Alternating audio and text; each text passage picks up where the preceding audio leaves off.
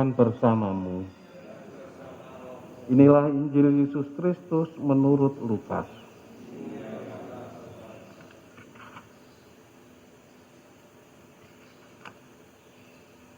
Pada suatu hari, ketika Yesus sedang berbicara kepada orang banyak, berserulah seorang wanita dari antara orang banyak itu dan berkata kepada Yesus, "Berbahagialah ibu yang telah mengandung dan menyusui engkau." Tetapi Yesus bersabda, "Yang berbahagia ialah mereka yang mendengarkan sabda Allah dan memeliharanya." Demikianlah Injil Tuhan.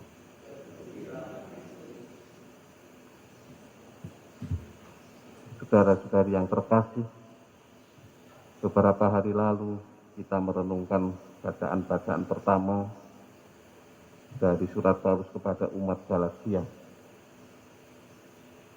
mengenai pergumulan antara Taurat dan iman. Dan sekarang menjadi jelas, semakin jelas. Ternyata Taurat itu fungsinya hanya sebagai penuntun. Penuntun menuju kepada kebenaran.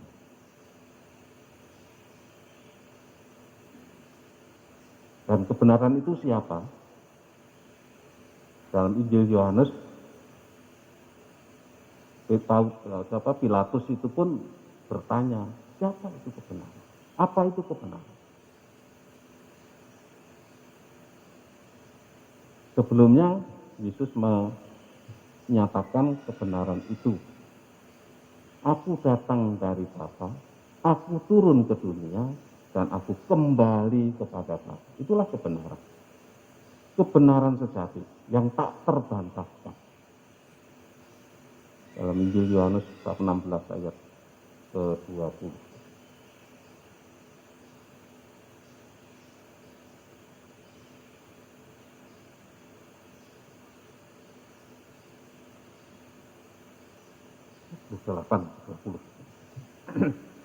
Nah, kalau dari manusia pertama sampai turunnya Yesus ke dunia, Allah Putra menjelma menjadi manusia yang adalah wujud kebenaran dari Allah. Ada satu orang yang dibenarkan, yaitu Abraham, karena imannya. Bukan karena Taurat, karena belum ada Taurat.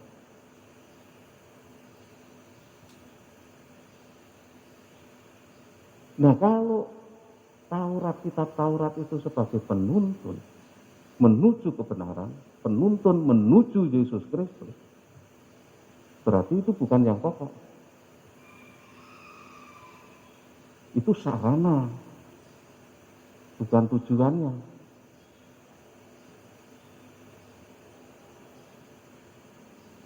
Jadi peran sarana yang mengantar.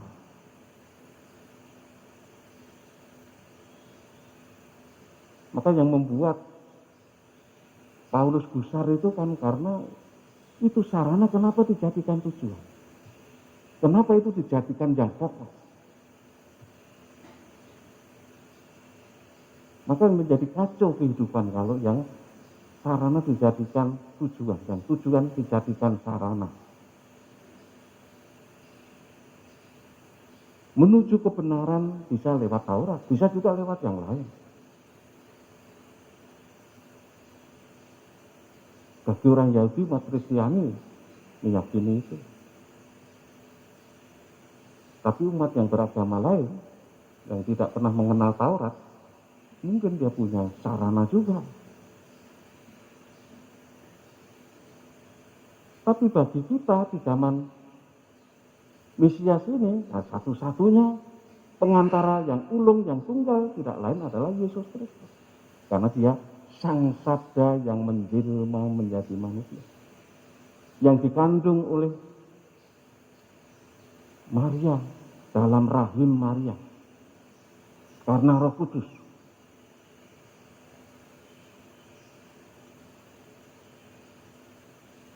Seperti di dalam bacaan ini, sampai ada seorang wanita yang betul-betul memuji Maria yang berbahagia. Dan Yesus tepat-tepat meluruskan pandangan itu. Betul memang Maria berbahagia karena mengandung melahirkan Yesus. Itu tidak disangkal, tidak ditolak oleh Yesus. Tetapi kebahagiaan sejati bukan karena melahirkan seseorang, melahirkan Yesus. Kebahagiaan sejati itu karena orang mendengarkan sabda Allah dan melaksanakannya. Jadi kembali, yang pokok itu bukan yang mengandung dan melahirkan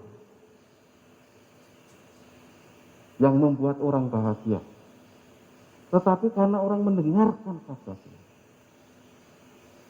Dan sabda itu telah menjelma menjadi manusia, yaitu Yesus Kristus. Maka seluruh perhatiannya mestinya kepada Yesus Kristus, sang sabda yang menjelma. Dialah sang juru selamat umat manusia. Maka bagi kita, iman akan Yesus Kristus menurut Paulus ini yang pokok, bukan Tauratnya. Juga yang bukan Maria yang mengandung dan melahirkan Yesus yang pokok. Di dalam hidup ini, bagaimana kita hidup bersatu dengan Kristus, melekat padanya, percaya sepenuhnya kepadanya, ya mengikuti Kristus menurut Injil Yohanes. Supaya apa? Sampai kepada kebenaran sejati, sampai kepada keselamatan. Bertemu dengan Yesus di dunia, bersatu dengan Yesus yang di dunia, para rasul dulu sudah sampai pada kebenaran. Tetapi bukan dunia ini tempat kita tinggal selamanya bersama dengan Kristus.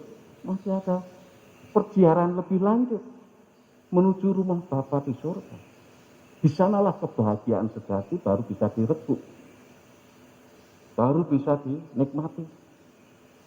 Sekarang kita sedang dalam perjalanan, sedang dalam perjuangan.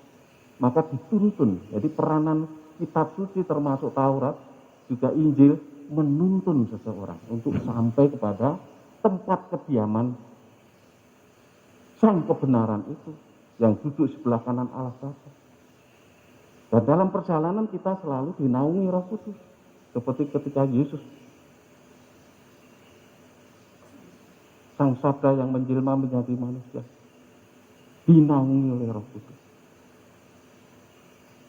Oleh karena itu marilah kita mohon kepada Tuhan supaya Roh Kudus juga selalu menaungi perjalanan kita. Lebih-lebih supaya kita tetap tekun mendengarkan sabda Tuhan. Karena sabda yang menjelma menjadi manusia ini, kalau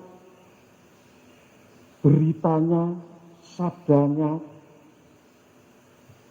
kisahnya ditulis menurut Yohanes di bagian akhir Injil,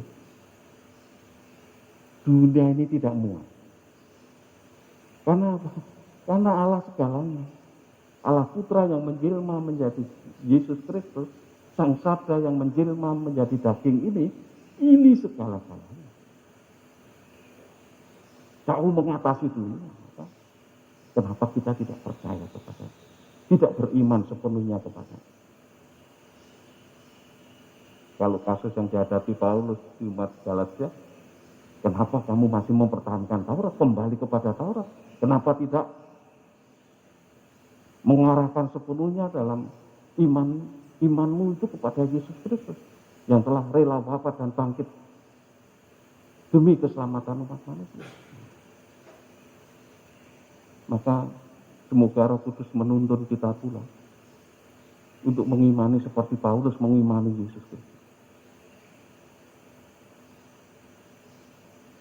supaya kita jangan sampai terpisah padanya.